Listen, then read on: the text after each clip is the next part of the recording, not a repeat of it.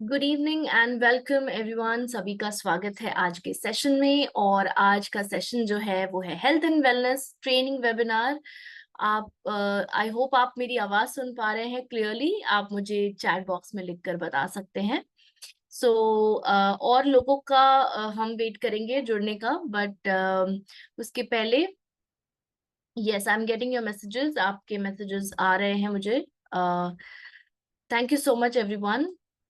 Good evening. Yes, आप अपनी अपनी टीम मेंबर्स को इन्फॉर्म करके मतलब इन्फॉर्म कर सकते हैं मैसेज करके। और ताकि वो लोग भी जुड़ जाएं, क्योंकि आज का जो टॉपिक है बहुत ही खास टॉपिक है। बहुत ही एक ऐसा टॉपिक है जो कि बहुत लोगों को इसके ऊपर क्वेरीज आती है। इसके ऊपर कस्टमर्स होते हैं इस प्रॉब्लम के रिलेटेड, राइट। और बहुत लोगों को आजकल ये प्रॉब्लम देखने मिल रही है। अम, और ये एक ब्रेन की प्रॉब्लम है, right. So brain related problem की आज हम बात करने वाले हैं। पर ये सिर्फ ब्रेन तक सीमित नहीं है, ये बहुत सारे बॉडी पार्ट्स को अफेक्ट भी करती है, आगे हम देखेंगे। So just confirm to me chat box में यस और नो लिखकर बताइए कि आप मेरी स्क्रीन देख पा रहे हैं और आप मुझे भी देख पा रहे हैं साइड में, और मेरी आवाज भी क्लियर आ रही है। Right, yes if all three are fine. Okay, thank you so much everyone. Lovely. ठीक है, चलिए आज का सेशन शुरू करते हैं हम। और मैं जिस प्रॉब्लम के बारे में बात करने जा रही हूँ वो एक न्यूरोलॉजिकल प्रॉब्लम तो है ही, पर ज्यादा करके ये ब्लड वेसल्स की प्रॉब्लम है। यानी कि जो जो वाहिका होती है जहां से खून जाता है हमारे अलग अलग ऑर्गन्स तक, उसकी एक प्रॉब्लम है। और एक ऐसी प्रॉब्लम आप सब जानते हैं वो क्या है। जब कोई ब्लड वेसल जिसके अंदर ब्लॉकेज हो जाता है, राइट, तो क्या होता है बताइए मुझे चैट बॉक्स में। जब कोई ब्लड वेसल ब्लॉक हो जाता है तो सबसे आम समस्या जो आप देखते हैं आजकल, जिसका चलन बढ़ गया है, वो क्या है? Yes, absolutely right, heart attack. Yes, heart attack की समस्याएं हैं जहां पर ब्लड वेसल के सिकुड़ने की वजह से, यानी कि या ब्लॉकेज होने के कारण हो रही है। अब ये आज का जो टॉपिक है वो हार्ट अटैक के ऊपर नहीं है, ये ब्रेन अटैक के ऊपर है। ओके, ब्रेन अटैक जैसे हार्ट अटैक में होता है ये कि जो जो ब्लड वेसल्स खून लेकर जाती है हार्ट की तरफ, और हार्ट से जो दूसरे ऑर्गन्स तक जाता है ऑक्सीजनेटेड ब्लड, सॉरी, तो वो अगर ब्लॉकेज होता है तो हार्ट अटैक होता है। पर जब ये ब्लॉकेज पाया जाता है ब्रेन के अंदर, ओके, आपके ब्रेन तक जो ब्लड वेसल्स खून लेकर जा रही है, अगर उसमें ब्लॉकेज पाया जाता है या उसमें क्लॉट पाया जाता है, तब होती है ये समस्या उत्पन्न, और वो है brain stroke. Right, brain stroke यानी सेरेब्रल स्ट्रोक भी इसको कहते हैं हम। सेरेब्रल स्ट्रोक और ब्रेन स्ट्रोक दोनों एक ही है। सेरेब्रल स्ट्रोक का मतलब क्या है? ये जो आप यहाँ पर ब्रेन का पिक्चर देख पा रहे हैं, राइट, मैं आपको ये पॉइंट क्लियर करना चाहती हूँ यहाँ पर कि क्योंकि आपने देखा होगा कि सेरेब्रल स्ट्रोक भी लिखा हुआ है मैंने वहां पर ब्रॉडकास्ट में जो आपको मिला होगा। तो ये जो पूरा एरिया है, ये यहाँ से यहाँ तक, ये पूरा जो हिस्सा है, जो majority part of the brain है, ये पूरा ये होता है cerebrum. Okay, cerebrum is your cortex. Okay, so ये जो है, यहाँ पर अगर कहीं पर भी अगर नस की प्रॉब्लम होती है या खून बहना, जो ब्लड सर्कुलेशन है वो प्रॉब्लम दे रहा है, तो यहाँ पर आप इसकी वजह से स्ट्रोक हो सकता है। क्लियर? सो मेरा नाम रिद्धि है। अगर आप मुझे पहली बार सुन रहे हैं तो मैं आपको बता दूं कि मैं यहाँ पर प्रोडक्ट ट्रेनर हूँ हेल्थ एंड वेलनेस के प्रोडक्ट्स के लिए, और सीनियर न्यूट्रिशनिस्ट हूँ प्रोफेशन से, डायबिटीज एजुकेटर हूँ, योगा इंस्ट्रक्टर हूँ, एंड सर्टिफाइड न्यूट्रिजोनॉमिक्स एक्सपर्ट हूँ। सो ये मेरा काम है कि आप तक सही इंफॉर्मेशन पहुंचाई जाए, जिससे जो जो बाहर जो जो पूरी दुनिया जो लैंग्वेज यूज करती है, जो टर्म्स यूज करती है हेल्थ और वेलनेस के केसेस में, वहां पर आपको कंफ्यूजन ना हो कि ये एग्जैक्टली क्या है, तो मैं एकदम सरल शब्दों में मेरी कोशिश रहती है कि आपको समझाऊं कि क्या प्रॉब्लम है, ये क्यों होता है और इसके अंदर क्या क्या क्या होता है। राइट, तो आज भी हम कुछ ऐसे ही करने वाले हैं। इस प्रॉब्लम को पहले समझेंगे, प्रॉब्लम को समझने के बाद उसके सोल्यूशन पर जाएंगे, और जब आप प्रॉब्लम समझ गए तो सोल्यूशन एकदम इजी लगेगा आपको। और जब सोल्यूशन मिल जाएगा तब हम उसको कैसे प्रिवेंट करें आगे, या उसको कैसे मैनेज करें, उसके लिए हम लाइफस्टाइल देखेंगे। Clear everybody? राइट, चलिए। तो पहले सबसे पहले समझते हैं कि स्ट्रोक क्या होता है। स्ट्रोक यानी क्या? ओके, सो स्ट्रोक बेसिकली जैसे हार्ट के अंदर ब्लड सर्कुलेशन रुकने के कारण, या जो प्योरिफाइड ब्लड है वो नहीं पहुंचने के कारण, जब हार्ट के मसल्स मरने लगते हैं, जब हार्ट के सेल्स मरने लगते हैं, तब वो कंडीशन को कहते हैं हार्ट अटैक। अब वही सेम चीज ब्रेन में हो रही है। ओके, सो मान लो किसी के ब्रेन तक ऑक्सीजनेटेड ब्लड नहीं पहुंच रहा है, ऑक्सीजन वाला ब्लड अगर नहीं पहुंच रहा है आपके ब्रेन तक, तो ऑक्सीजन क्या है? लाइफ सपोर्ट है आपका। राइट, उसके बिना तो आप जी नहीं पाएंगे। सो हर एक सेल्स को ऑक्सीजन की जरूरत होती है, ब्रेन सेल्स को भी जरूरत होती है। सो ब्रेन सेल्स तक अगर ऑक्सीजन नहीं पहुंचता है ब्लड के माध्यम से, तो वहां पर एक तरह का अटैक आता है, एक तरह का स्ट्रोक आता है। और वो उसको हम ब्रेन अटैक कहते हैं कॉमन मैन्स की लैंग्वेज में, पर मेडिकली उसको कहते हैं स्ट्रोक, ब्रेन स्ट्रोक या सेरेब्रल स्ट्रोक। क्लियर? अब ये तब होता है जब आपके ब्रेन तक कोई एक हिस्सा, ब्रेन का कोई एक हिस्से में ब्लड फ्लो नहीं हो पाता है। और इसका सबसे आम कारण क्या है? कुछ तो उसको ब्लॉक कर रहा है, कुछ है जो उसको वहां पर नहीं जाने दे रहा है। और आमतौर पे वो या तो फैट होता है या तो ब्लड होता है। राइट, आगे देखेंगे हम। तो यहाँ पर आप देख रहे हैं, ये जो नली है, ये जो ब्लड वेसल्स है यहाँ पर, इसको एनलार्ज किया हुआ है यहाँ पर। ठीक है, ये एक सेकेंड, हाँ, ये जो आप देख रहे हैं ये हिस्से को यहाँ पर मैग्नीफाई किया हुआ है। तो यहाँ पर आप देखिए कि कुछ तो है जो इसको ब्लॉक कर रहा है। ये जो चीज आप देख पा रहे हैं यहाँ पे, येलो पोर्शन, वो है कोलेस्ट्रॉल या फैट डिपॉजिट। क्लियर? और ये जो लाल कलर आप देख पा रहे हैं वो है ब्लड क्लॉट। तो दोनों में से कोई एक कारण होता है या दोनों भी हो सकते हैं कारण। राइट, तो आगे हम जब उसके प्रकार देखेंगे तब उसके बारे में डिटेल में बात करेंगे। तो ऐसी कोई चीज जो ब्लड को आगे फ्लो नहीं होने देती उसको कहते हैं थ्रोम्बस, ब्लड क्लॉट। ओके, और अगर ये काफी समय से है किसी को, तो उसके कुछ लक्षण भी दिखेंगे उनको। राइट, सांस फूलना, बहुत सारे और भी आगे हम देखेंगे कि क्या होता है उसके अंदर। सो ये सारी चीजें आपको ध्यान रखनी है कि ये अगर आपके साथ हो रही है तो इसको जरा भी नजरअंदाज नहीं करना है। क्लियर? दो प्रकार के स्ट्रोक्स होते हैं आमतौर पर, इस्केमिक और हेमोरेजिक। इस्केमिक और हेमोरेजिक आपको नाम याद रखने की जरूरत नहीं है, सिर्फ ये समझिए कि किन दो प्रकार की वजह से स्ट्रोक आया है या अटैक आया है स्ट्रोक का किसी को। ठीक है, एक तो होता है इस्केमिक। इस्केमिक क्या होता है? जब ब्लड वेसल्स ब्लॉक हो जाते हैं पूरी तरह से। ओके, और दूसरा है हेमरेजिक स्ट्रोक, जिसके अंदर अगर ब्रेन में ब्लीडिंग होती है, मान लो कुछ मार लग गई, कोई कुछ लग गया, एक्सीडेंट हुआ गॉड फॉरबिड, या सर के बल गिरे हैं, राइट, तो ब्रेन के अंदर ब्लड वेसल्स रप्चर हो सकती है, और जिसके कारण बहुत सारा खून बहना, जो कि कहीं ना कहीं स्ट्रोक पैदा कर सकता है।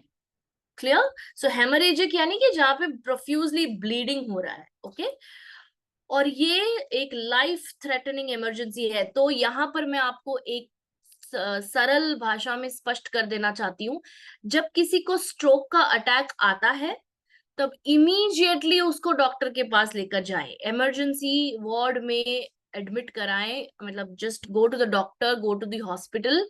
इसके लिए रुकना नहीं है कि हम किसी से बात करें पहले फोन पे, कौन सा क्या देना है, सप्लीमेंट देना है क्या, diet. Supplement comes secondary here, यहाँ पर ये बिकॉज ये एक लाइफ थ्रेटनिंग इमरजेंसी कंडीशन है, इसका first line of treatment medicine ही होगा। Clear? Can you please write yes in the chat box, because ये जरूरी है मेरे लिए जानना कि आप लोग में से कितने लोग ये बात को समझ रहे हैं। राइट अगर आप इस बात को समझ रहे हैं मैं क्या कहने की कोशिश कर रही हूँ यहाँ पर, emergency medicine is very different from chronic disease. Okay, chronic disease के लिए आप सप्लीमेंट्स अकेले भी दे सकते हैं एक बारी, पर जब कोई इमरजेंसी होती है तो सिर्फ सप्लीमेंट पे निर्भर नहीं करना है, इसके लिए आपको एक एक्सपर्ट के पास जाना जरूरी है।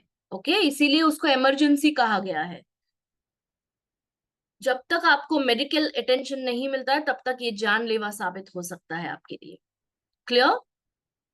ओके, तो आज के सेशन में मैं अगर आपको आपको बोल रही हूँ, इसका मतलब ये है कि मैं पेशेंट की बात कर रही हूँ। अब गॉड फॉरबिड किसी को ना हो ये प्रॉब्लम, बट मैं रेफर कर रही हूँ पेशेंट को। अगर आपके पास कोई ऐसा व्यक्ति आता है जिसको ये प्रॉब्लम हुआ है तो उसको क्या देना है। अब ये उन लोगों के लिए है आज का सेशन जिनको कभी स्ट्रोक नहीं हुआ है। ओके, ध्यान से सुनिएगा मैं क्या कह रही हूँ। ये उन लोगों के लिए है जिनको कभी स्ट्रोक नहीं हुआ है पर उसको प्रिवेंट करना है। ओके, सो आप लोग में से बहुत लोग हैं जिनको स्ट्रोक नहीं हुआ है और ना कभी हो, मैं यही प्रे करूंगी। पर अगर मान लो आपके जेनेटिक्स में है स्ट्रोक होना, आपके जीन्स में है स्ट्रोक होना, राइट, क्योंकि आपके फैमिली में किसी को हुआ था, तो आप उसको कैसे रोक सकते हैं हमारे सप्लीमेंट्स के थ्रू और हेल्दी लाइफस्टाइल चेंजेस के थ्रू, वो आज मैं बताने जा रही हूँ। Clear? One is clear. Second, जिसको ऑलरेडी स्ट्रोक हो गया है पहले एक बार, राइट, कभी भी, चाहे वो 1 साल पहले हो, 10 साल पहले हो, 20 साल पहले हो, ओके, पर उसको फिर से वो ना चाहिए, मतलब आपको कोई नहीं चाहता कि ये फिर से हो, राइट, बिकॉज पैसे का खर्च होता है, टाइम खर्च होता है, एनर्जी खर्च होता है, इमोशंस खर्च होते हैं इसके पीछे, ट्रीटमेंट बहुत वास्ट होता है इस प्रॉब्लम का, राइट। सो आपको अगर रोकना है सेकेंड टाइम तो आपको, आपके लिए ये सेशन है, ठीक है।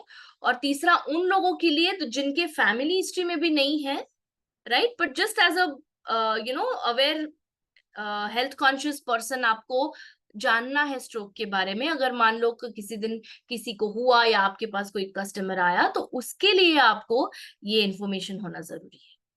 Clear everybody? Right, so yes, I am getting your messages, thank you so much, thank you everyone. या अच्छा Sashmita ji, okay okay, got it. Okay, चलिए, सो आगे बढ़ते हैं, जस्ट 1 मिनट। हाँ, सो लेट्स सी इस्केमिक, और इसके बारे में हम आज ज्यादा बात करने वाले हैं। सो इस्केमिक स्ट्रोक तब होता है जब आपकी लाइफस्टाइल अच्छी नहीं होती है और उसके कारण या तो फैट की वजह से या ब्लड क्लॉट की वजह से ब्लॉकेज हो जाता है उस ब्लड वेसल में जो ब्रेन तक ऑक्सीजन वाला ब्लड लेके जाता है। Clear? Clear everybody? Ischemic stroke क्या है? जहां पर ब्लड सप्लाई रोक दी जाती है बिकॉज ऑफ सम रीजन, हम आएंगे उसके कारण पर। ओके, तो क्या होता है, ब्रेन सेल्स को ऑक्सीजन ना मिलने के कारण मरने लगते हैं।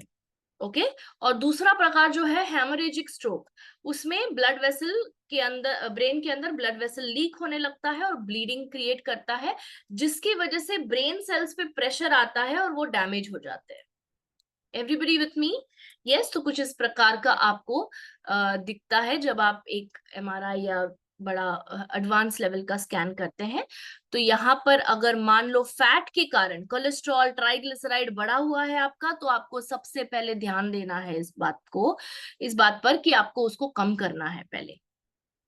ओके, और अगर ब्लड क्लॉट जम गया तो भी प्रॉब्लम हो सकता है।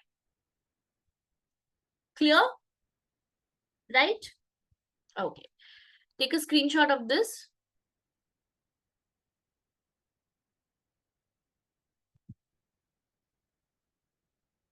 Yes. Now, coming to, okay, yes. हाँ, now coming to the causes. ये आपको ध्यान से देखना है कि अगर इनमें से कोई भी एक चीज आपको हो रही है, आपको या आपके जान पहचान वाले में से किसी को, तो उनको सावधान करिए, सावधान होने की जरूरत है आपको, ठीक है।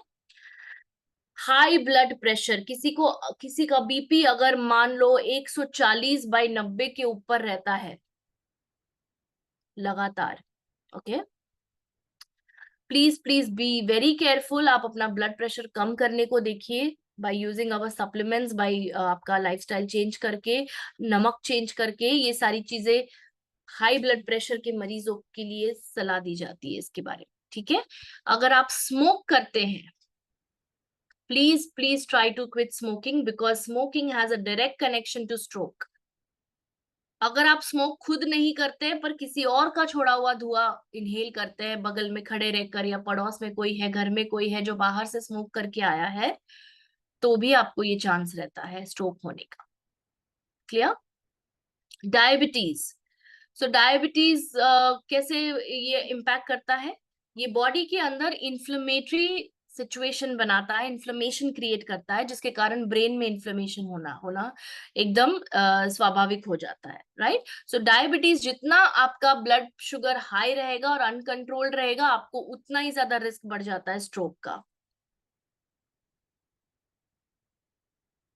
क्लियर?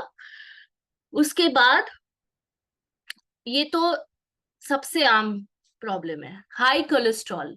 ब्लड में कोलेस्ट्रॉल की मात्रा ज्यादा होने के कारण ये जो है ब्लड जो ब्लड सर्कुलेशन है उसको ब्लॉक कर देता है, जो ब्लड वेसल्स है, आर्टरीज है, उसको ब्लॉक कर देता है। Clear? Heavy drinking, alcohol intake की वजह से आपको स्ट्रोक होने का रिस्क सीधा सीधा बढ़ता है। आपका डाइट जब फैट में एकदम ज्यादा है, सैचुरेटेड फैट स्पेशली, चीज, बटर, मेयोनेज, ये सारी चीज अगर आप खाते हैं, तली हुई चीजें खाते हैं, प्रोसेस्ड फैट खाते हैं, पैकेज फूड्स खाते हैं, तो आपको सीधा सीधा रिस्क बढ़ता है। अगर आपकी जीवन शैली में एक्सरसाइज नहीं है तो भी आपका स्ट्रोक का रिस्क सीधा सीधा बढ़ता है। एंड लास्टली, अगर आपका वेट बहुत ज्यादा है, ओवरवेट, ओबेसिटी, सीवियर ओबेसिटी के स्केल पे आप आते हैं, तो प्लीज वेट कम करिए और स्ट्रोक का रिस्क कम कर सकते हैं आप। क्लियर? सो आप इसमें से कौन से सेक्शन में हैं? अगर नहीं है तो बहुत अच्छी बात है, पर अगर इसमें से एक या दो में है, आप फिट होते हैं, तो you need to get yourself check सबसे पहले। ओके, आप डॉक्टर के पास जाएंगे और अपने आप को चेकअप करवाएंगे। क्लियर? या फिर एक सिंपल लिपिड प्रोफाइल करा लीजिए और एक सीरम होमोसिस्टीन टेस्ट करा लीजिए। ये दो टेस्ट इनफ है ये पता लगने के लिए कि क्या रिस्क है स्ट्रोक का। क्लियर? चलिए, सॉरी, इसका स्क्रीनशॉट आपको अगर लेना था, 1 सेकेंड, हाँ, ले लीजिए।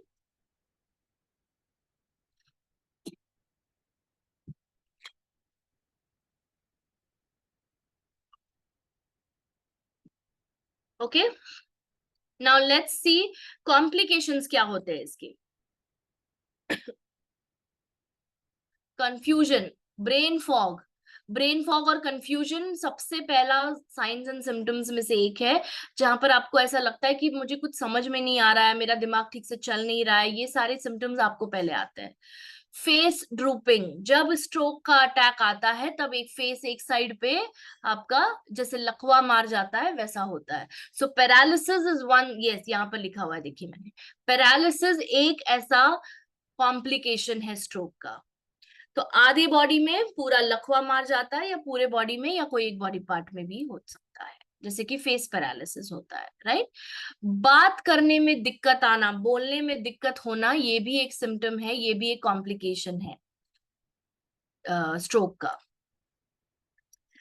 बैलेंस ना रहना, लॉस ऑफ कोऑर्डिनेशन, राइट, हाथ कुछ और कर रहा है, दिमाग कहीं और चल रहा है, लैक ऑफ कोऑर्डिनेशन, करेक्ट।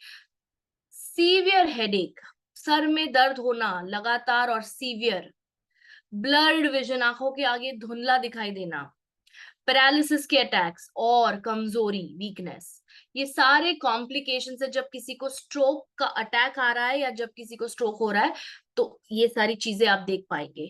तो ये इसके आधार पे प्लीज कंसल्ट अ न्यूरोलॉजिस्ट, कोई भी अच्छे ब्रेन के स्पेशलिस्ट के पास आप जाइए, वो आपको हेल्प कर पाएंगे। क्लियर? इसको लाइटली नहीं लेना, ये इमरजेंसी है। ओके, सो अब हम बात करते हैं कि कुदरत के पास ऐसी क्या औषधि है या क्या वनस्पति है जिससे आप स्ट्रोक को कंट्रोल कर सकते हैं एंड प्रिवेंट भी कर सकते हैं। तो जिनके केस में ये हो चुका है उनको मैनेज करना है, राइट। मैनेज का मतलब है हो चुका है पर अब उसको वापस कम करना है, ठीक है।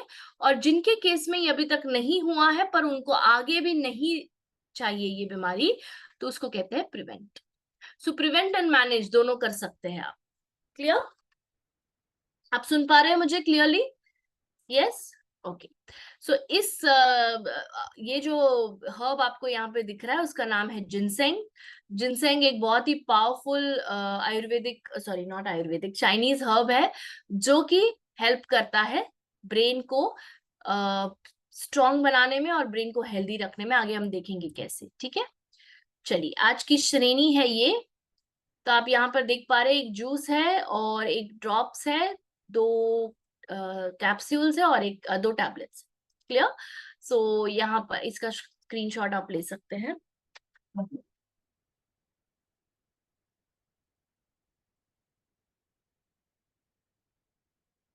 Okay, now let me go to the first product. Yes, 16 berries juice. 16 berries juice जो है वो मैंने क्यों इंक्लूड किया है कि एक बार इसके अंदर इंग्रेडिएंट्स जो है आप यहाँ पर देख पा रहे हैं, 16 प्रकार की बेरीज का इस्तेमाल किया गया है यहाँ पर। सो स्ट्रॉबेरी है, बिलबेरी है, आंवला यानी गूसबेरी है, acai berry, blueberry, raspberry, cranberry, ये सारी प्रकार की 16 प्रकार की ऐसी, यहाँ पर आप पैक पर भी देखोगे तो उनके सारे चित्र भी दिए हुए हैं, आपको इजीली देख पाएंगे आप कौन कौन सी चीजें हैं इसके अंदर। 16 प्रकार की बेरीज इसमें डाली गई है क्योंकि बेरीज जो है उनके हेल्थ बेनिफिट्स पे एक नजर घुमा लेते हैं। ये सीधा सीधा हेल्प करते हैं ट्रीट करने को ब्रेन स्ट्रोक के पेशेंट्स को और पैरालिसिस के पेशेंट्स को। सो 16 बेरीज जूस आप पैरालिसिस में भी दे सकते हैं, आप ब्रेन स्ट्रोक में भी दे सकते हैं। क्लियर? ब्रेन स्ट्रोक के कारण ही पैरालिसिस आता है। Now it has a protective effect on the brain और ये ब्रेन के फंक्शनिंग को बढ़ाता है। तो जितने भी ब्रेन सेल्स है आपके बॉडी में, न्यूरॉन्स, उसका फंक्शनिंग बढ़ाता है ये। इसके अंदर एक ऐसा प्रकार का एंटीऑक्सीडेंट है जिसको कहते हैं एंथोसाइनिन्स, जो कि ब्रेन को प्रोटेक्ट करता है। न्यूरो प्रोटेक्शन यानी ब्रेन प्रोटेक्शन। क्लियर? इसके अंदर एंटीऑक्सीडेंट और एंटी इंफ्लेमेटरी कंपाउंड्स है जो कि हर एक ब्रेन के पेशेंट को देना ही चाहिए, बेरीज, राइट। और ये आपके बॉडी से टॉक्सिन्स निकालता है, सेल्स को प्रोटेक्ट करता है और सेंट्रल नर्वस सिस्टम को डैमेज से बचाता है। सो आपके ब्रेन के लिए बहुत ही ज्यादा उपयोगी है 16 बेरीज जूस। ये न्यूरो प्रोटेक्टिव है, इसीलिए डैमेज न्यूरॉन्स का हीलिंग बढ़ा देता है। क्लियर? कैसे कंज्यूम करना है इसको और इसका स्क्रीनशॉट तुरंत ले लीजिए, फिर मैं आगे बढ़ूंगी। 15 ml जूस, सॉरी 1 सेकेंड, हाँ, 15 ml जूस आपको लेना है 250 ml पानी में, ब्रेकफास्ट करने के आधा घंटा पहले। ओके, सो नाश्ता करने के आधा घंटा पहले आप 15 ml 16 बेरीज जूस लेंगे 250 ml पानी के अंदर, मिक्स करेंगे अच्छे से और पिएंगे डेली बिफोर ब्रेकफास्ट। आधा घंटा पहले ले सकते हैं नाश्ते के। Clear? Take a screenshot.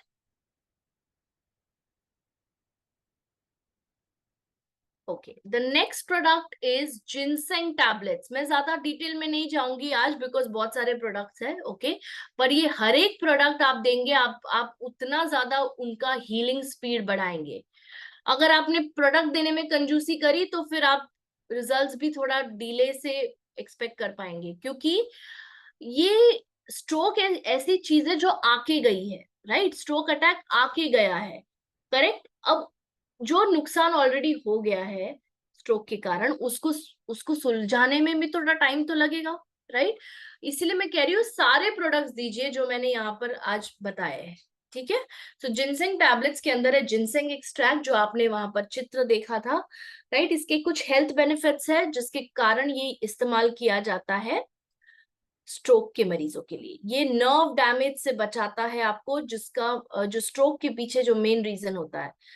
It helps you to enhance recovery. अगर किसी को स्ट्रोक का अटैक आके गया है, उनको जिनसेंग टैबलेट देने से रिकवरी का प्रोसेस बढ़ा पाएंगे आप सब समझ रहे हैं मैं क्या कहने की कोशिश कर रही हूँ?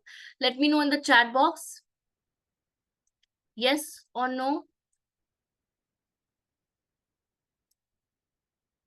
हाँ, मैं थोड़ा ब्रेक लेके पूछ रही हूँ because I don't want any distractions. हाँ, फिर आप मुझे पूछोगे कि मैम ये भी लेना है क्या, वो भी लेना है, तो मैं फिर रिप्लाई नहीं करूंगी। आप अभी ध्यान दीजिए मैं जो कह रही हूँ उसके ऊपर।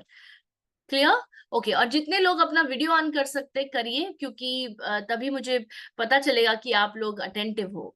जी रजनी जी, थैंक यू। ओके, चलिए। सो इसके अंदर ऐसी क्षमता है जो कि ब्रेन को प्रोटेक्ट करता है। किससे प्रोटेक्ट करता है? जितने भी ऐसे चीजें हैं हमारे आसपास, मान लो वाईफाई के रेडिएशन है, एक्सरे है, पोल्यूशन है, पुअर डाइट है, नो एक्सरसाइज, ये सब हमारी लाइफस्टाइल की आदतें हैं। इसके कारण ब्रेन को नुकसान पहुंच रहा है। करेक्ट? सो इसकी वजह से आपको न्यूरो प्रोटेक्टिव इंग्रेडिएंट्स की जरूरत है, और जिनसेंग उनमें से एक है। एक तो है वो बेरीज जो आपने दी 16 बेरीज के जरिए, दूसरा है जिनसेंग। इसका एंटी इंफ्लेमेटरी और एंटी अपोप्टोटिक इफेक्ट भी है। एंटी अपोप्टोटिक इफेक्ट का मतलब ये है कि सेल्स को मरने नहीं देता है before their time.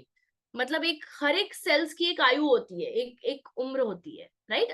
After some months वो, या सम डेज और सम वीक्स वो मर जाता है। पर अगर टाइम से पहले वो मरने लगते हैं ब्रेन सेल्स, तो वो प्रॉब्लम क्रिएट कर सकते हैं। क्लियर? सो ये वो प्रोसेस को रोकता है जिनसे। Clear?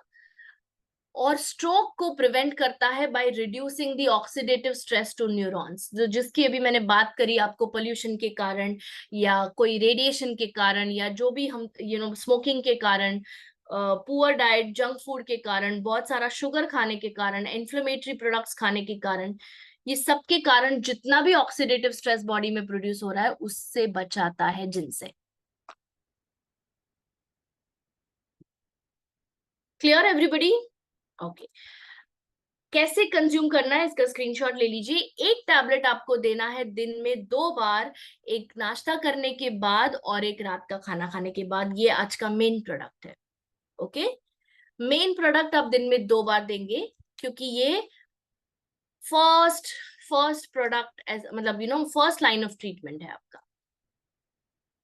Of course first line of treatment आपका मेडिसिन है, मैं उसको मना नहीं कर रही हूँ, बट सप्लीमेंट्स में ये ऐसा मेन प्रोडक्ट है जो आपको हेल्प करेगा ब्रेन स्ट्रोक को, उसके कॉम्प्लिकेशंस को प्रिवेंट करने में। Clear everybody? सो एक टैबलेट पानी के साथ आप देंगे जिनसेंग के नाश्ता करने के बाद, और एक टैबलेट देंगे डिनर करने के बाद। ऑलराइट, चलिए अब थर्ड प्रोडक्ट पे आते हैं। वो है फिश ऑयल सॉफ्ट जेल। जहां पर भी ब्रेन का प्रॉब्लम आपको दिखता है, चाहे वो माइग्रेन हो, चाहे वो ये माइग्रेन यानी हेडेक, चाहे वो अल्जाइमर्स हो, चाहे वो पार्किंसंस हो, चाहे वो स्ट्रोक हो, चाहे वो पैरालिसिस हो, आंख बंद करके देना है फिश ऑयल सॉफ्ट जेल। क्योंकि फिश ऑयल सॉफ्ट जेल के अंदर है क्या? Omega 3 fatty acids, EPA and DHA, 2 प्रकार के ओमेगा 3 फैटी एसिड्स है, जो कि सीधा सीधा न्यूरो प्रोटेक्टिव इफेक्ट दर्शाते हैं। न्यूरो प्रोटेक्टिव यानी ब्रेन को प्रोटेक्ट करते हैं कोई भी प्रकार के नुकसान से। ऑक्सीडेटिव डैमेज कहो आप, चाहे आप बिकॉज ऑफ मेटाबॉलिक स्ट्रेस कहो, वट एवर। सो हर एक प्रकार के डैमेज से ब्रेन सेल्स को बचाता है ओमेगा 3, जो कि पाया जाता है फिश ऑयल।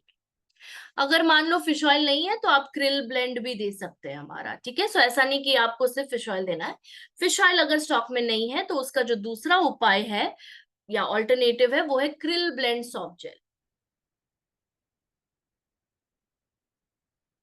ओके, और तो और ये कैसे स्ट्रोक प्रिवेंट करते हैं, चलिए वो देखते हैं।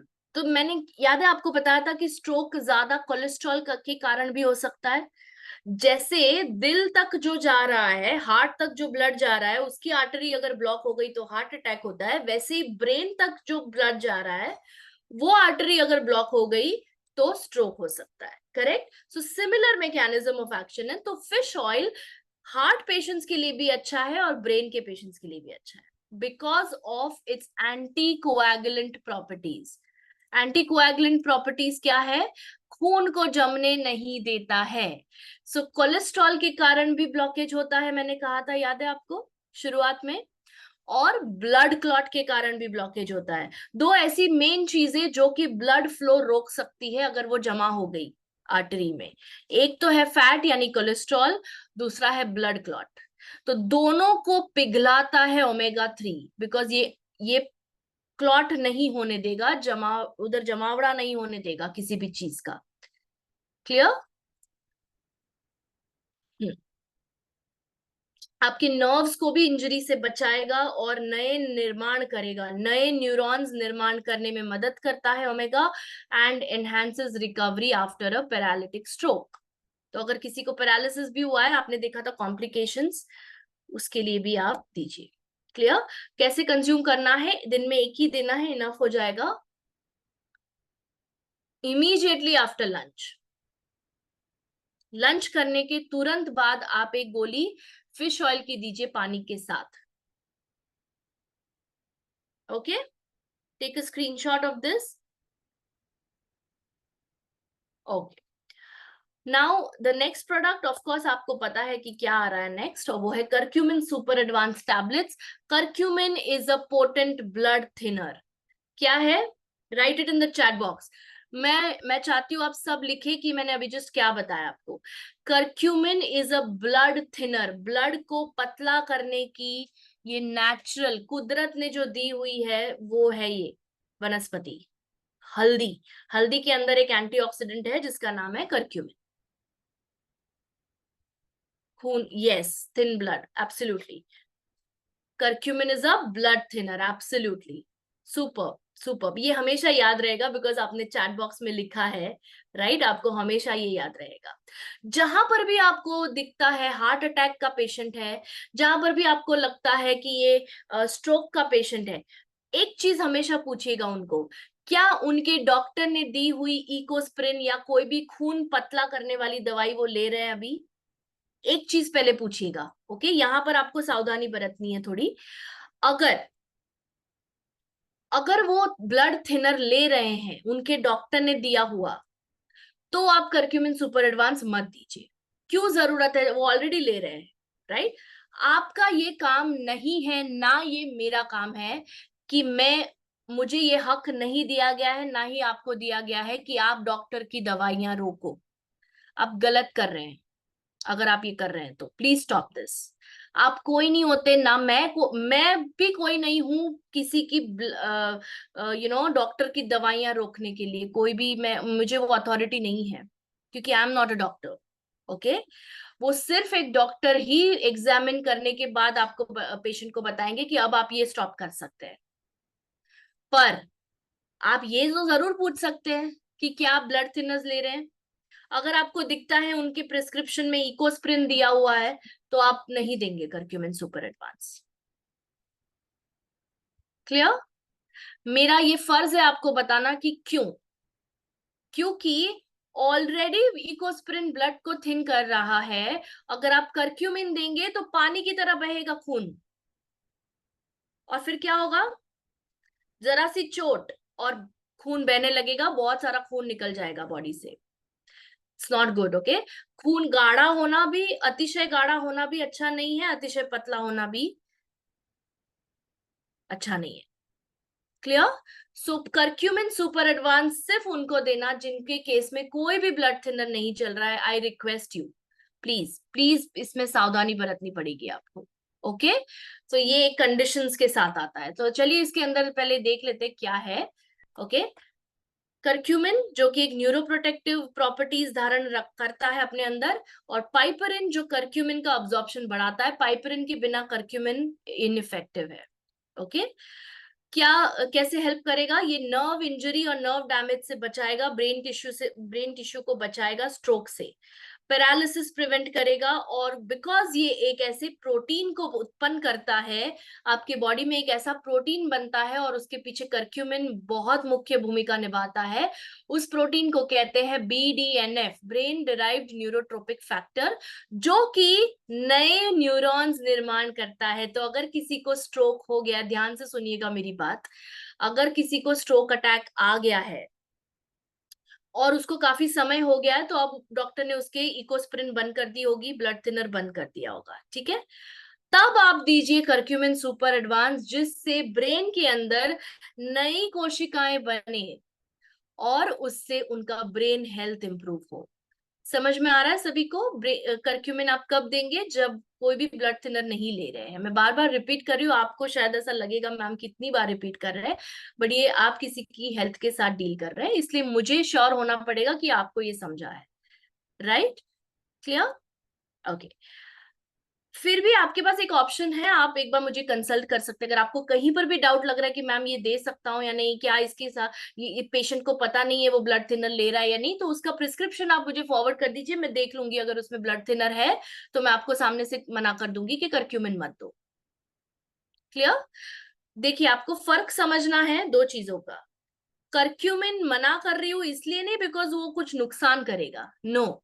करक्यूमिन इसलिए मना कर रही हूं क्योंकि आप ऑलरेडी ब्लड थिनर ले रहे हैं, तो आपको जरूरत नहीं है इसलिए मना कर रही हूं। नुकसान है इसलिए नहीं, नुकसान तो किसी चीज का नहीं है आयुर्वेदा में, पर जरूरत नहीं है इसलिए बोल रही हूँ कि उनको दीजिए जो ब्लड थिनर्स पे नहीं है। पुराना स्ट्रोक का पेशेंट है तो उनका ऑब्वियसली बंद हो चुका होगा ब्लड थिनर, उनको दे सकते हैं आप। या एज अ प्रिवेंटिव, तो जैसे अभी मैं हूं, ओके, या आप हो जिनको कभी स्ट्रोक नहीं आया है, पर वो ले सकते ना, क्योंकि मैं तो कोई ब्लड थिनर नहीं ले रही हूँ, तो मैं इजीली ले सकती हूँ करक्यूमिन। समझ में आ रहा है? ये फर्क है दोनों में। क्लियर? ऑलराइट। कैसे कंज्यूम करना है इसको, और इसका स्क्रीनशॉट ले लीजिए। एक tablet, sorry this is not a soft gel, मेरी गलती है यहाँ पर। एक टैबलेट पानी के साथ लेना है लंच के 15 मिनट बाद। तो फिश ऑयल सॉफ्ट जेल आपने जहां तुरंत दिया लंच खत्म होने के तुरंत बाद, थोड़ा रुक के 15 से 30 मिनट आराम से आप रुक सकते हैं, और फिर एक गोली देना है करक्यूमिन का, सिर्फ उनको जो ब्लड थिनर्स नहीं ले रहे हैं। क्लियर? ओके, चलिए आगे बढ़ते हैं। 1 सेकेंड। हाँ, नेक्स्ट प्रोडक्ट जो आ रहा है वो आप लास्ट में देंगे रात को सोने से पहले, और वो है stress reliever capsules. Stress reliever capsules में शंखपुष्पी, ब्राह्मी, सर्पगंधा, टगर, त्रिफला, अश्वगंधा, जटमांसी है, जो कि ब्रेन को काम डाउन कर देता है, काम करके स्ट्रेस कम करता है और ब्रेन डैमेज से बचाता है। ये उनको देना है जिनको ऑलरेडी अटैक आ चुका है। हाँ, अगर आपको गुड, अगर आपको ब्रेन स्ट्रोक नहीं हुआ है और ना ही कभी हो, मैं यही प्रे करूंगी, प्रिवेंट करने के लिए भी आपको लेना है, या फिर आपको बहुत स्ट्रेस है लाइफ में, तनाव बहुत है, राइट, सो तभी भी आप ये ले सकते हैं। पर ये मुख्य भूमिका निभाता है ब्रेन के रिलेटेड इश्यूज में, क्योंकि ये ब्रेन को प्रोटेक्ट करता है। क्लियर? नर्व डिसऑर्डर्स से भी आपको बचाता है, और अडेप्टोजेंस है इसके अंदर जो कि स्ट्रेस को हैंडल करने की क्षमता बढ़ाता है आपकी। ये रात को सोने से आधा घंटा पहले एक गोली लेनी है आपको, दैट्स इट। एक गोली पानी के साथ सोने से आधा घंटा पहले। Clear? Take a screenshot of this. And now the last product is 9 power drops। अगर किसी का स्क्रीनशॉट रह गया है तो वो इसकी रिकॉर्डिंग में भी देख पाएंगे, ठीक है? All right. So 9 power drops is the last product of today. 9 power drops उनके लिए जिनको स्ट्रोक का अटैक आया है और पैरालिसिस भी हुआ है। ओके, आपको मैंने हर एक प्रोडक्ट कौन से केस में देना है वो बताया है, तो देर इज नो कंफ्यूजन। मैं चाहिए तो एक बार फिर से रिपीट करूंगी एट द एंड अभी, ठीक है? पहले ये खत्म करते हैं, फिर मैं रिकैप दे दूंगी आपको। ओके, सो 9 पावर ड्रॉप्स के अंदर है 9 ऐसी जड़ी बूटियां, आयुर्वेदिक जड़ी बूटियां हैं, जिनसेंग, अश्वगंधा, सफेद मुसली, शतावरी, गिलोय, कौंच बीज, जायफल, केसर और विदारीकर। ओके, अब ये जो है इसके अंदर ये जो 9 इंग्रेडिएंट्स है, ये नर्व डैमेज से बचाता है और पैरालिसिस से मतलब स्ट्रोक के कारण होने वाले पैरालिसिस से रिकवरी दिलाता है। कैसे? बिकॉज इसके अंदर हर्ब्स है, ये त्रिदोष को बैलेंस करता है, वात, पित्त और कफ को बैलेंस करके ब्रेन को काम कर देता है और ब्रेन सेल्स को डैमेज से बचाता है। अश्वगंधा और शतावरी जो है इसके अंदर, वो न्यूरोप्रोटेक्टिव होने के साथ साथ स्ट्रेस भी कम करते हैं, काम डाउन करते हैं ब्रेन को, बिकॉज ये अडेप्टोजेंस है। सफेद मुसली जो इसके अंदर है, जो आप देख रहे हैं यहाँ पर, वो ऑक्सीडेटिव स्ट्रेस से बचाता है। ओके। गिलॉय जो कि है कोलेस्ट्रॉल को डिपॉजिट होने से बचाता है। तो जो कोलेस्ट्रॉल जमा होकर ब्लॉकेज क्रिएट करने वाला था आर्टरी का, वो नहीं कर पाएगा अगर आप 9 पावर ड्रॉप्स ले रहे हैं। तो अगर आप एक प्रिवेंशन के तौर पे भी ले रहे हैं तो भी आप 9 पावर ड्रॉप्स ले सकते हैं। क्लियर। जायफल ब्लड सर्कुलेशन बढ़ाता है, तो ब्रेन तक भी फ्रेश ब्लड सर्कुलेट करेगा। केसर एंटीऑक्सीडेंट और एंटी अपोप्टोटिक प्रॉपर्टी धारण करता है, जिसके कारण सेल्स का जो डैमेज है उसको रोक पाता है। Clear. And lastly we have Vidarikand. Vidarikand blood vessels को चौड़ा करता है जो कि सिकुड़ गई है। हार्ट अटैक और स्ट्रोक में ये कॉमन है ना, जो ब्लड वेसल्स या आर्टरी सिकुड़ जाती है, राइट। इसीलिए ब्लड फ्लो नहीं हो पाता है और ऊपर से ब्लॉकेज हो जाता है। सो ये विदारीकंद क्या करता है, ब्लड वेसल्स को थोड़ा चौड़ा करता है, थोड़ा सा उसको रिलैक्स करता है, जिससे ब्लड फ्लो इजी हो। क्लियर। समझ में आ रहा है सभी को कैसे कंज्यूम करना है इसको। लंच करने के पहले और रात का खाना खाने के पहले, सो दोपहर के खाने के पहले और रात का खाना खाने के पहले आधा घंटा पहले 1 ग्लास पानी में 5-5 बूंदे देनी है आपको। तो 1 ग्लास पानी में 5 बूंदे लंच करने से आधा घंटा पहले, और सेम चीज आप रिपीट करेंगे डिनर करने के आधा घंटा पहले।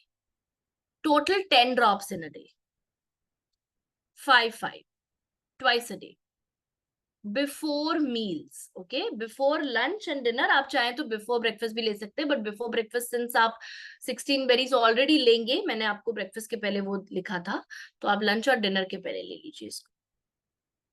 Are you all understanding, right? Okay. थोड़ा सा कॉम्प्लिकेटेड है ये हेल्थ इश्यू स्ट्रोक का, इसीलिए थोड़ा समझने में थोड़ा सा टाइम लगेगा, बट इट्स ओके। आप ये रिकॉर्डिंग बार बार देखिएगा जिससे आपको समझ में आए। ओके। आई होप आपने स्क्रीनशॉट ले लिया इसका। अब मैं रिकैप करना चाहूंगी, वो इसीलिए कर रही हूँ बिकॉज ये थोड़ा सा कॉम्प्लिकेटेड केस है इसके लिए। ओके, चलिए 1 सेकेंड दीजिए मुझे। ओके, हाँ। तो सबसे पहले मैंने बात करी, जब आप दिन की शुरुआत करते हैं उठने के साथ, राइट, उठने के बाद ब्रश करेंगे वगैरह, जो भी आपका दिनचर्या है, उसके बाद आप लेंगे 16 बेरीज जूस नाश्ता करने के आधा घंटा पहले। 15 ml जूस। अच्छा, मैं डोजेज भी बता रही हूँ अगर किसी का मिस आउट हो गया है, और किसी का अगर स्क्रीनशॉट मिस आउट हो गया, ये लास्ट चांस से आप ले सकते हैं, मैं वापस नहीं आऊंगी इस पे। सो 15 ml जूस 250 ml पानी में, इतना जूस इतने पानी में आपको मिक्स करना है और कंज्यूम करना है नाश्ते के आधा घंटा पहले। ओके। दूसरा प्रोडक्ट जो बताया मैंने, हाँ, ये बेसिकली आप ये सबको दीजिए। हाँ, ये भी बता देती हूँ कि कौन से केसेस में देना है। तो वहां पर आप लिख दीजिए 16 बेरीज के आगे, प्रिवेंशन के लिए भी दे सकते हैं और मैनेजमेंट के लिए भी दे सकते हैं। आपको दोनों का मतलब समझ में आया आशा करती हूँ। प्रिवेंशन यानी किसी कब अभी तक हुआ नहीं है और आगे भी नहीं चाहिए, प्रिवेंशन। ओके, यानी कि मेरे जैसे लोग, आपके जैसे लोग जिनको टचवुड अभी तक नहीं हुआ है। ओके। मैनेजमेंट यानी जो ऑलरेडी स्ट्रोक के मरीज है, स्ट्रोक के पेशेंट्स है, इनको पहले स्ट्रोक आया हुआ है और आगे भी कंट्रोल करना है उनको, उनके केस में मैनेजमेंट। सो प्रिवेंशन और मैनेजमेंट दोनों के लिए आप 16 बेरीज दोगे। क्लियर। सेकेंड, जिनसेंग टैबलेट्स आप देंगे दिन में 2 बार, नाश्ता करने के बाद एक गोली और रात का खाना खाने के बाद एक गोली। ऑलराइट। और ये भी आप प्रिवेंशन एंड मैनेजमेंट दोनों के लिए दोगे। प्रिवेंशन एंड मैनेजमेंट दोनों के लिए दोगे, मतलब नहीं हुआ है तो भी दोगे और हुआ है तो भी दोगे। तीसरा प्रोडक्ट है fish oil soft gel. You can give it to both prevention and management दोनों। दिन में 1 बार देना है लंच करने के तुरंत बाद। Okay, prevention and management. ये जो प्रोडक्ट है ये आप ओल्ड स्ट्रोक पेशेंट्स को दोगे, मतलब जिसको 5 से ऊपर साल हो गए और दवाइयां बंद हो गई है, वहां पे लिखिए नॉट टेकिंग ब्लड थिनर, उनको देना है करक्यूमिन। और प्रिवेंशन वालों को दोगे आप। समझ में आया? Prevention and old stroke patients. So prevention लिखिए वहां पर, और लिखिए people not taking blood thinners, उनको देना है। क्लियर? और ये देना है लंच करने के 15 से 30 मिनट बाद। उसके बाद आए थे हम स्ट्रेस रिलीवर कैप्सूल्स पे। स्ट्रेस रिलीवर कैप्सूल्स को दिन में एक बार देना है, और ये आपको सबको नहीं देना है। ये अगर आपके लाइफ में स्ट्रेस ज्यादा है तो दीजिए, because stress is one important cause behind stroke. तनाव, ठीक है? सो आप सोने से आधा घंटा पहले एक स्ट्रेस रिलीवर कैप्सूल्स पानी के साथ लेकर सो जाइए, बहुत अच्छी नींद आएगी, trust me. And you will be very fresh the next morning, because इसके अंदर है शंखपुष्पी, ब्राह्मी, जो कि शांत करते हैं ब्रेन को। Clear? Okay, and the last product we saw, ये आप दोनों को दे सकते हैं, प्रिवेंशन एंड मैनेजमेंट दोनों के लिए है, जो कि आपको नर्व डैमेज से बचाएगा। तो चाहे आप फिर इकोस्प्रिन या ब्लड थिनर ले रहे हैं, उससे कोई प्रॉब्लम नहीं होगा, आप ले सकते हैं ये प्रोडक्ट। ओके, सिर्फ कर्क्यूमिन के केस में थोड़ा ध्यान देना है, ठीक है? ये कैसे कंज्यूम करना है? लंच करने के आधा घंटा पहले आप 5 बूंदे डालिए 1 ग्लास पानी में और कंज्यूम करिए। सेम डिनर करने के आधा घंटा पहले। सो अगर मान लो कोई 1 बजे लंच करता है तो 12:30 तक आप ये ले लीजिए। Okay, done? क्लियर? रिकैप हो गया? समझ में आया? किसी ने कुछ मिस किया वो वापस आ गया। ओके, चलिए अब हम बहुत ही अहम पहलू पे जा रहे हैं, जिसके बिना ये ऐसा एक खेल हो जाएगा कि भाई फिर ताउम्र, पूरी उम्र आपको सप्लीमेंट्स या प्रोडक्ट्स या दवाइयां लेनी ही पड़ेंगी, अगर ये नहीं ध्यान में रखा तो। और हमेशा वो तलवार गले पे रहेगी कि अब आया तब आया स्ट्रोक, राइट? तो याद है मैंने आपको कहा था कि डाइट में कुछ गड़बड़ होने के कारण कुछ भी हम जंक फूड खा लेते हैं, कुछ भी हम आजकल कैसे भी जीवन शैली जी रहे हैं, वो एक कंट्रीब्यूटिंग फैक्टर है स्ट्रोक के पीछे। तो उसको तो पहले कम करना पड़ेगा।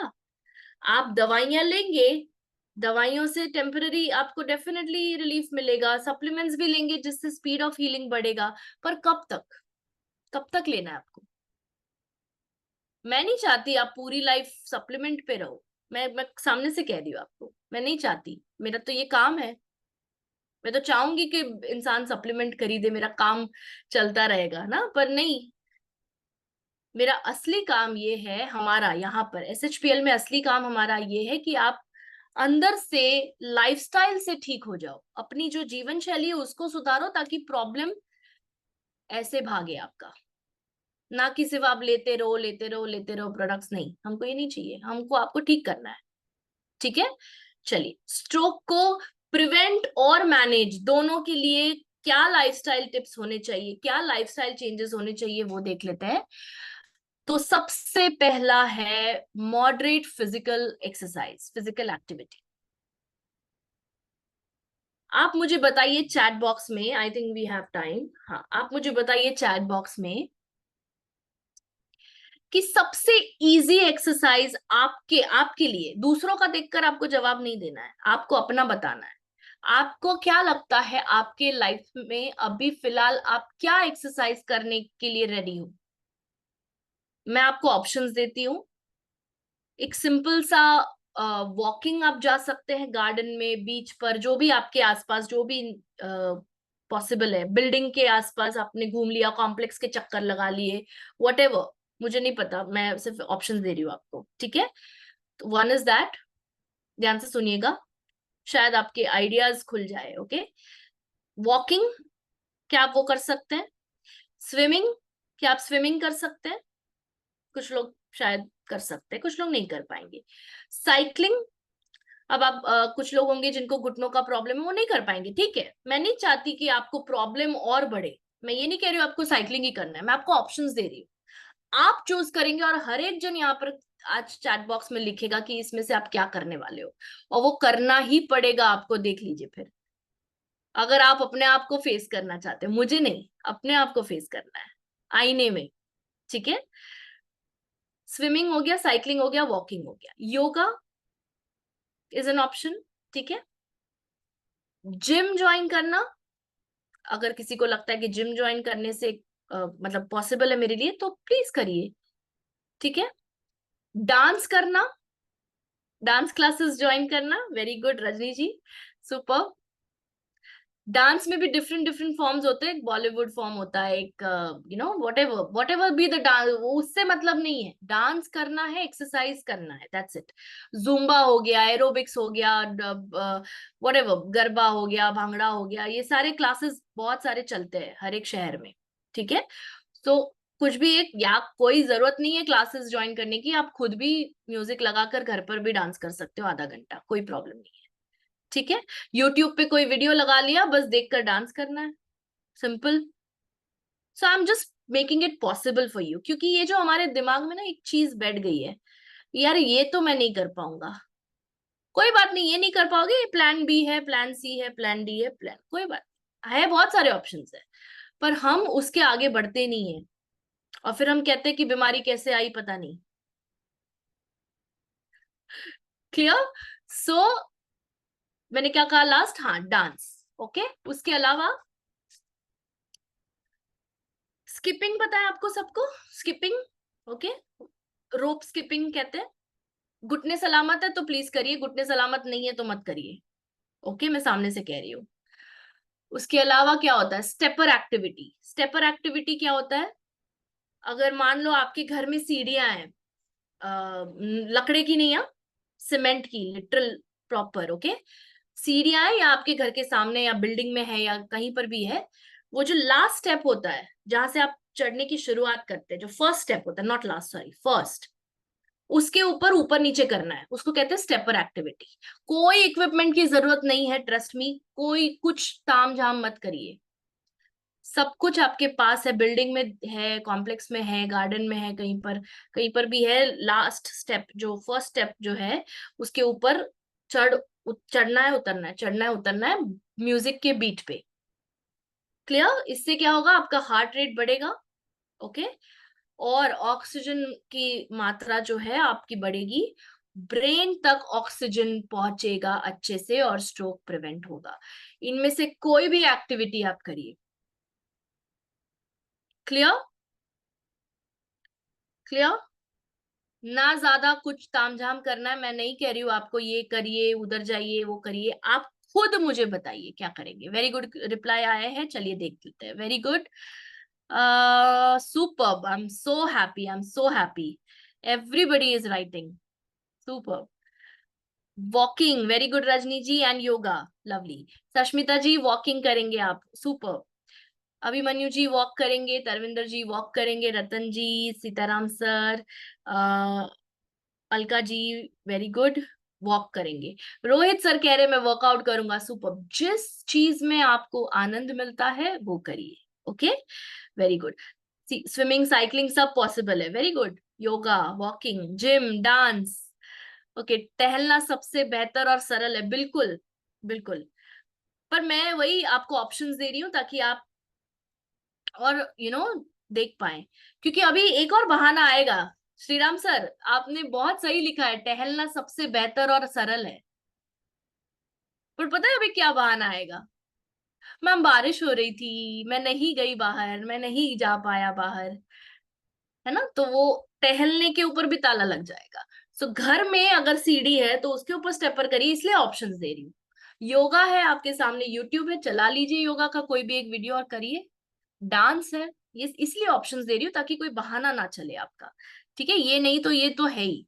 Alright, so walking yes, morning, swimming, dance, cycling, skipping, lovely, yes, music of course, yes.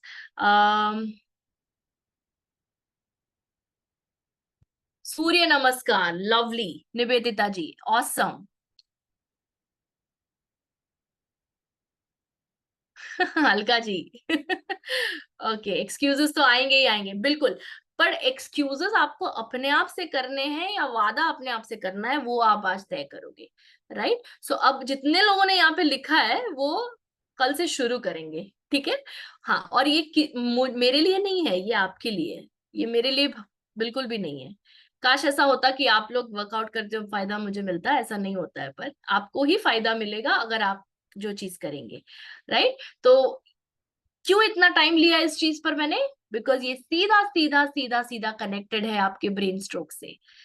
जितना ज्यादा ऑक्सीजन मिलेगा आपको कुदरत से, और ऑक्सीजन सबसे ज्यादा एरोबिक एक्सरसाइज से मिलता है, राइट। और यहाँ पर ये एक और चीज बताना चाहूंगी, और वो है प्राणायाम, राइट। किसी ने लिखा भी था चैट बॉक्स में, प्राणायाम से भी आप अपना ऑक्सीजन लेवल बढ़ा सकते हैं। क्लियर। सेकंड पॉइंट जो यहाँ पर इंपॉर्टेंट है, avoid smoking, no smoking, right. So smoking से डायरेक्ट इम्पैक्ट पड़ता है ब्रेन स्ट्रोक पे। और हाँ, तीसरा जो सबसे इम्पोर्टेंट, तीसरा जो यहाँ पर पॉइंट बताने जा रही हूँ कि कभी भी कोई सिम्टम को नजरअंदाज ना करें, रेगुलर चेकअप्स कराएं। साल में एक बार फुल बॉडी चेकअप तो कराना ही चाहिए हर एक को, जो भी 25 के ऊपर है। 25 साल के अगर ऊपर आपकी उम्र है, आपको साल में एक बार रेगुलर फुल बॉडी चेकअप कराना ही कराना है। दूसरी बार साल में वो चीज कराएंगे जो पहली बार फॉल्टी आई थी। मतलब अगर किसी चीज में मान लो विटामिन डी कम है आपका, या मान लो कैल्शियम कम निकला था, या कोलेस्ट्रॉल आया था, तो उतना ही टेस्ट आप रिपीट कराओ, ताकि आपको पता चले पहले मैं यहाँ था अब मैं यहाँ पर हूँ। प्रोडक्ट्स कंज्यूम किए, रिजल्ट आया है, simple. Life is simple, don't make it complicated. Okay, clear. And हाँ, डॉक्टर के पास विजिट्स रखिए अगर आपके फैमिली हिस्ट्री में स्ट्रोक है, या आपको पहले एक बार हो चुका है, या हार्ट अटैक आ चुका है, या कोलेस्ट्रॉल बढ़ चुका है, फैटी लिवर है, ये सारे प्रॉब्लम्स के लिए please go to the doctor, because ये सीधा सीधा कनेक्शन रखते हैं स्ट्रोक से। अवॉइड एडेड शुगर्स, चीनी खाने की आदत है, मीठा खाने की आदत है, प्लीज कंट्रोल करिए। शुगर लेवल बढ़ाकर ये आपके ब्रेन को नुकसान पहुंचाएगा। Okay. Do not add excessive salt two meals, extra नहीं चाहिए हमें, जितना कुकिंग में डाला है उतना इनफ है। फिर टेबल के ऊपर खाना परोसने के बाद आप ऊपर से नमक डालते हैं, नहीं, ये आदत सही नहीं है, क्योंकि तब हमें नहीं पता हम कितना डाल रहे हैं। ओके। ये कॉन्स्ट्रिक्ट करता है ब्लड वेसल्स को, सोडियम, एक्सेसिव सोडियम जो कि नमक में होता है, वो सिकुड़ जाती है उससे आर्टरीज, और स्ट्रोक और हार्ट अटैक के केसेस बढ़ते हैं। और उससे बीपी भी बढ़ता है, राइट, सोडियम से, सॉल्ट से। सो बीपी तो सीधा सीधा कनेक्शन है स्ट्रोक से। आपके डाइट में होना क्या चाहिए, fresh fruits, seasonal fruits are always the best. अभी क्या सीजन चल रहा है, मैंगो, राइट। मैंगो है, लीची है, प्लीज केयरफुली देखकर सिलेक्ट करिए। चेरीज भी है सीजन में, राइट। बहुत सारे सीजनल फ्रूट्स आ गए हैं।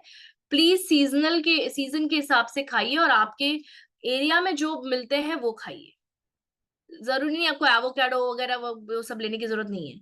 जो आपके रीजन में मिलते हैं वो खाइए, आपको इनफ है उतना, पर खाइए। दिन में 2 सर्विंग्स ऑफ फ्रूट्स होने ही चाहिए। वेजिटेबल्स, वेजिटेबल्स यानी कि ककड़ी, ये सारे जो लो कैलोरी ऑप्शंस है आपके पास, वो आप सैलेड वगैरह में ले सकते हैं। टमाटर, ककड़ी, फिर जो हमारी लौकी वगैरह की सब्जी है, कद्दू की सब्जी है, हरी सब्जियां हैं वगैरह वगैरह, मटर है, ये सारी चीजों के अंदर फाइबर होता है जो कि हेल्प करता है स्ट्रोक प्रिवेंट करने में। फाइबर के साथ साथ इसके अंदर एंटीऑक्सीडेंट्स भी होते हैं। क्लियर। एंड होल ग्रेन्स यानी कि अनाज, तो गेहूं है, बाजरा है, ज्वारी है, ये सारी चीजें। एंड लास्टली क्या नहीं खाना है वो देखते हैं हम। रेड मीट सीधा सीधा सीधा प्रभाव डालता है ब्रेन स्ट्रोक पे, क्योंकि रेड मीट के अंदर होता है saturated fat. Saturated fat clog करता है आर्टरीज को, जब आपने इसको एक्सेस में खाया है। अगर आप रेड मीट कंज्यूम करते हैं तो महीने में एक बार, not more than that. Egg yolk, egg yolk भी कम करना है, ऐसा नहीं कि अवॉइड करना है, एग योक आप खा सकते हैं। बट अगर आपको ऑलरेडी कोलेस्ट्रॉल, ट्राइग्लिसराइड्स बढ़ा हुआ है, एलडीएल बढ़ा हुआ है, तो थोड़ा सा कम कर दीजिए डाइट में, 2 हफ्ते में एक बार ठीक है। हैवी चीज वाली चीजें और डीप फ्राइड फूड, जो कि मैंने आपको ऑलरेडी बताया, सैचुरेटेड फैट्स आपको कंज्यूम नहीं करने। क्लियर। सो ये आप एक स्क्रीनशॉट ले लीजिए और इसको आप हमेशा ध्यान रखिए, और कल से आप एक्सरसाइज करेंगे, मैं आशा करती हूँ, right. All right, super, clear. चलिए, with that I would like to say thank you, अच्छे से पेशेंटली सुनने के लिए और अंत तक बने रहने के लिए। I will take your questions now.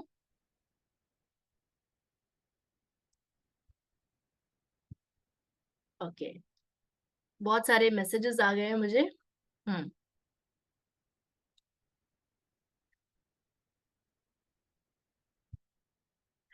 Okay, Abhimanyu sir कह रहे हैं मेरी मिसेस बहुत ज्यादा सॉल्ट डालती है खाने में, तो उनको बोलिए, उनको अटेंड करवाइए ये ट्रेनिंग सेशंस में, इसीलिए तो बताती हूँ आप लोगों के लिए।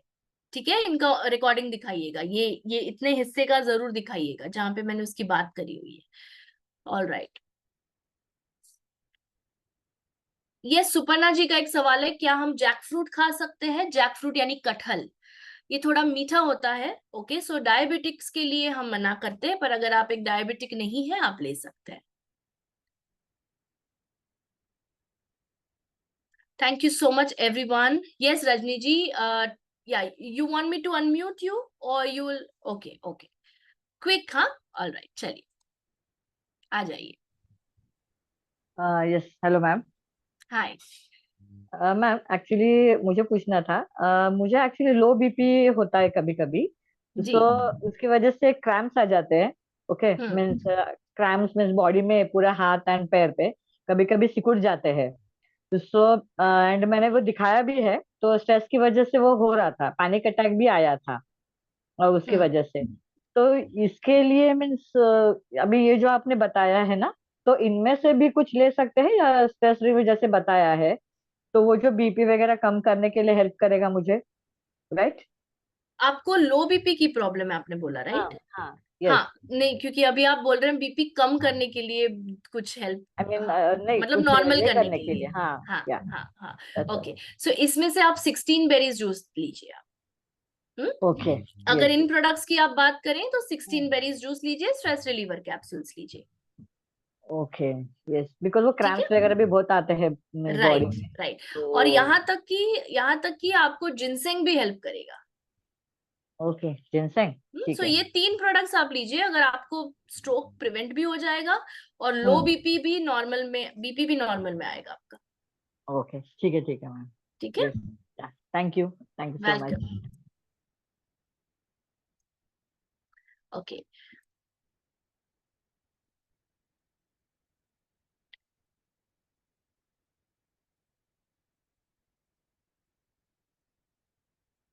All right.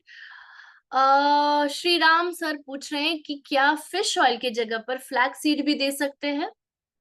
जी, अगर आप एक वेजिटेरियन है, अगर आप जिसके भी बारे में पूछ रहे हैं, तो अगर कोई वेजिटेरियन के लिए आप दे रहे हैं तो उस केस में आप फ्लैक्स सीड दीजिए, पर अगर आप उनको पहले पूछ लीजिए कि क्या वो दवाई के रूप में खाना चाहेंगे, कोई दिक्कत नहीं है अगर उनको, तो मेरा फर्स्ट प्रेफरेंस फिश ऑयल रहेगा, या क्रिल ब्लेंड ऑयल रहेगा। पर दोनों सिंस उसके अंदर नॉन वेजिटेरियन सोर्स है, शायद कुछ लोग ना खाना चाहे वो, पर एज अ मेडिसिन अगर वो खा सकते हैं, उनको कोई इश्यू नहीं है, तो उनको दीजिए, वरना आप फ्लैक्सीड सॉफ्ट जेल दे दीजिए या फ्लैक्स ओमेगा जूस भी दे सकते हैं। क्लियर? इसके अलावा फ्लैक्स फ्लैक्स के भी जगह पे, मतलब अगर फ्लैक्स ओमेगा नहीं देना या फ्लैक्सीड सॉफ्ट जेल नहीं देना, तो आप सीबकथॉर्न भी दे सकते हैं, सीबकथॉर्न जूस। ऑल राइट, सश्मिता जी का सवाल है।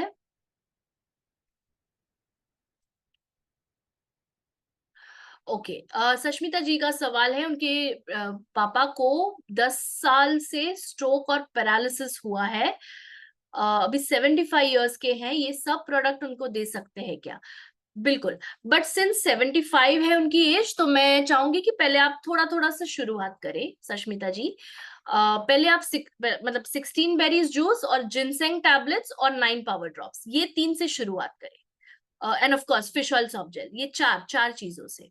ओके, करक्यूमिन सुपर एडवांस पहले एक बार चेक कर लीजिए, क्या वो अभी कोई मुझे नहीं लगता अभी, बिकॉज 10 साल के ऊपर हो गया है, तो वो शायद ब्लड थिनर नहीं ले रहे होंगे। एक बार देख लीजिए, स्ट्रेस रिलीवर की इनको जरूरत नहीं है, इनको बाकी सारे प्रोडक्ट्स दे सकते हैं, स्ट्रेस रिलीवर छोड़कर आप बाकी सारे दे सकते हैं, स्ट्रेस रिलीवर की जरूरत नहीं है। ओके, इंदु जी का सवाल है, क्या एक डायबिटिक पर्सन मैंगो यानी आम खा सकता है? Okay, very interesting question.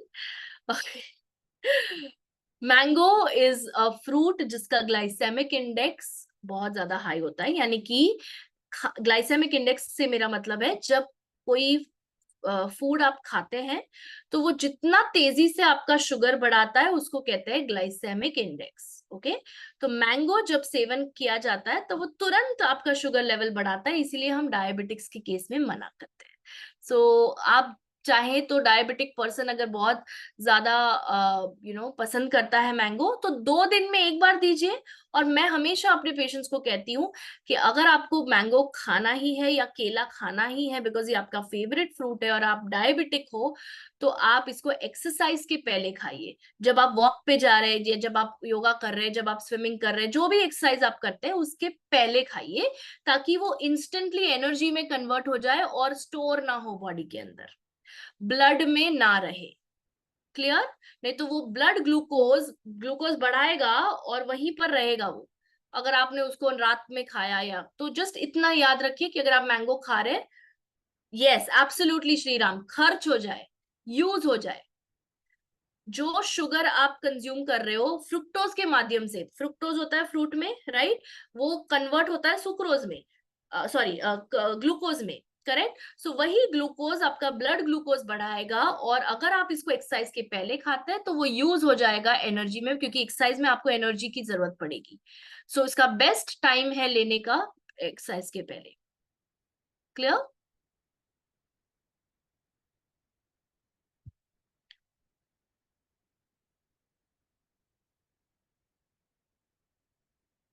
Nandan sir, today's session is on stroke. Kindly इसी के रिलेटेड सवाल करें। आपको, आपके पास 3 ऑप्शंस दिए गए हैं हमारे तक पहुंचने के लिए। एक है ये हेल्थ एंड वेलनेस वेबिनार्स, जो टॉपिक है उसके रिलेटेड क्वेश्चंस। दूसरा है क्वेश्चन एंड आंसर सेशन हम करते हैं। मैं अभी नेक्स्ट मंडे करूंगी क्वेश्चन एंड आंसर सेशन। अगर आप तब तक नहीं रुक पाए, कोई बात नहीं, आपको अर्जेंट है तो आप मुझे कल कॉल करिए, तो वो है तीसरा ऑप्शन, आप मुझे कॉल करके भी पूछ सकते हैं ये सवाल। ठीक है नंदन सर? और सिर्फ नंदन सर नहीं, सभी को ये जवाब दे रही हूँ कि प्लीज आज के टॉपिक के रिलेटेड पूछिए, बाकी सारे जो भी सवाल है आपके वो आप मुझे कल पूछ सकते हैं 11 से 6 के बीच में। ओके हिमांगिनी जी, सांस रुकना, कभी कभी सांस रुक जाती है, तो क्या ये स्ट्रोक है? उनका सवाल है ये। अ, ये एक सिम्टम है कि कुछ तो गड़बड़ है बॉडी के अंदर। ठीक है, body is trying to tell you कि कुछ है। इसको कहते हैं shortness of breath. Okay, dyspnea कहते हैं उसको। सो डिस्निया क्यों होता है? या तो आपका बॉडी फैट बहुत ज्यादा है, या आपके आर्टरीज में कोलेस्ट्रॉल जमा हुआ है। सो एक बार लिपिड प्रोफाइल टेस्ट जरूर कराएं, या तो मैं तो डायरेक्टली कहूंगी आपको कि आप प्लीज एक डॉक्टर को दिखाइए, वो आपको कुछ टेस्ट लिख के देंगे, और फिर वो कराने के बाद जो सामने आएगा उसके हिसाब से मैं आपको बता पाऊंगी कि क्या सप्लीमेंट्स लेना है। Clear? Thank you so much Indu ji, thank you. हाँ, लोग खाने के टाइम पे मैंगो खाते हैं, वो गलत है। खाने से ऑलरेडी आपका शुगर बढ़ने वाला है, और आप और मैंगो खाएंगे उसके बाद और बढ़ेगा। तो how is it possible to control diabetes? Tell me.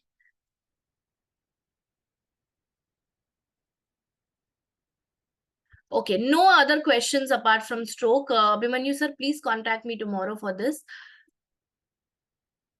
DS Yadav sir, stroke में क्या दिया जा सकता है, पूरा सेशन उसके ऊपर था, शायद आपने लेट ज्वाइन किया है, please watch the recording tomorrow. Okay Sujit sir, आपका सवाल लास्ट ले रही हूँ because it's already time. Okay, so please जल्दी से अपना सवाल रखिए बिकॉज आपने रिक्वेस्ट किया है। 1 सेकेंड, वेर आर यू? आपका वीडियो ऑन होना चाहिए यहाँ पर। If your video is not on, sorry I can not, nobody can see you Sujit sir, आप बहुत अंधेरे में हो। प्लीज चैट बॉक्स में पूछिए, प्लीज चैट बॉक्स में अपना सवाल रखिए, प्लीज मैं रिप्लाई करूंगी। अगर स्ट्रोक के रिलेटेड है आज तो प्लीज रखिए। Thank you so much Ratan sir, thank you.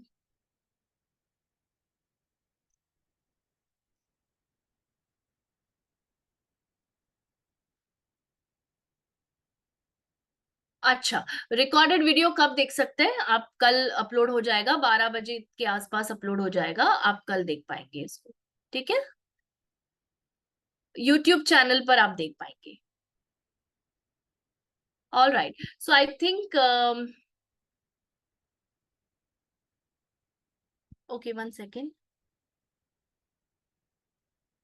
Lakshmi ji, आपका सवाल नहीं समझ में आ रहा है। Anyways, now it's time to end the session. Sujit sir, आप अपना सवाल मुझे कल पूछ सकते हैं, व्हाट्सएप करके रखिए, मैं आपको जवाब दे दूंगी। ऑलराइट, या आप मुझसे बात करना चाहेंगे तो कल 11 से 6 के बीच में आप कॉल कर सकते हैं। And with that I would like to say thank you to each one of you. And अगली हमारी जो मुलाकात होगी वो होगी नेक्स्ट मंडे, और वो होगा आस्क द एक्सपर्ट सेशन, जहां पर आप अपने कोई भी सवाल है, क्योंकि उस दिन पे कोई टॉपिक नहीं होगा स्पेसिफिक, आपके कोई भी सवाल है वो आप रख सकते हैं उस सोमवार को। पर अगर उसके पहले आपको कोई सवाल है तो आप मुझसे कांटेक्ट कर सकते हैं, मेरा नंबर है आपके पास। और अगर नहीं है तो क्विकली नोट डाउन कर लीजिए, मैं जस्ट अभी 1 सेकेंड में डाल रही हूँ चैट बॉक्स में, ये मेरा नंबर है, इसको सेव कर लीजिए। Thank you so much Abhimanyu sir, thank you so much Tarvinder ji,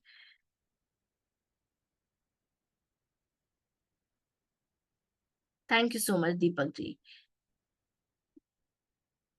thank you Arun sir. All right, so I think number आपने सेव कर लिया होगा, आशा करती हूँ। और हमारी मुलाकात अगले सोमवार होगी। Till then take care and good night, bless you.